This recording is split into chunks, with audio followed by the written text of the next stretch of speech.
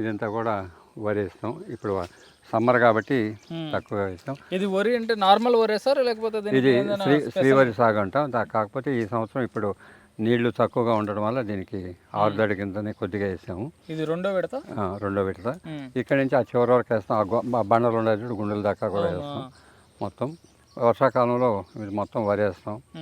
మా కాన్సెప్ట్ ఏమంటే తలకు రాసుకునే కుంకుడుకాయ కాడి నుంచి దేవుడికి కొట్టే కొబ్బరికాయ కాడి నుంచి అన్నీ కూడా సకలం మన పొలం నుంచి రావాలనేది మా ఉద్దేశం. ఇది ఇల్లు జిమే చీపురు కట్ట. ఇల్లు మనం ఇల్లు క్లీన్ చేస్తాం కదా, చీపురు కట్ట. ఇది చీపురు కట్ట.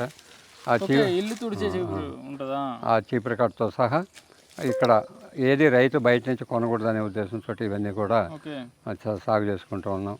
ఒక రైతు దగ్గర సామాన్యుడే కాకుండా పెద్దవాడు కూడా బతికే ప్రతి వస్తువు ఉంటుంది. ఎందుకు ఉండకూడదు? ఇప్పుడు రైతు మనం తలుచుకుంటే ఇప్పుడు అవన్నీ కొబ్బరి చెట్లు ఉన్నాయి. సో ఇది ఇల్లు జిమ్మే చీపురు కట్ట. అక్కడ కుంకుడు చెట్టు ఉంది. కుంకుడు ఒక 10 బస్తాలు కుంకుడుకాయలు అవుతాయి. అవి ఉంటాయి.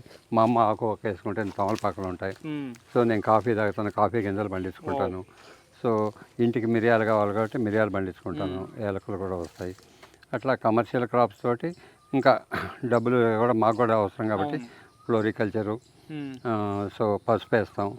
రేర్ వెరైటీ ఫ్లవర్స్ అన్నీ 2002లోనే ఇరు రాష్ట్రాలు కంబైన్డ్ స్టేట్గా ఉన్నప్పుడు సో ప్రప్రదంగా రేర్ వెరైటీ ఫ్లవర్స్ పండించి సో ఈ తెలంగాణ ప్రాంతంలో, ఆంధ్ర ప్రాంతంలో కూడా ఇలాంటి ఫ్లవర్స్ పండుతాయని చెప్పి ఎక్కడో విదేశాలలో పండే పూలు కూడా ఇక్కడ పండుతాయని నిరూపించిన వ్యక్తిని నేను. అప్పటి నుంచి ఇప్పటి వరకు కూడా ఆ ఫ్లవర్స్కి కూడా 1 గ్రామ్ ఫర్టిలైజర్ కానీ పెస్టిసైడ్ కానీ వేయకుండా ఇప్పటి వరకు పండించడం జరుగుతుంటుంది.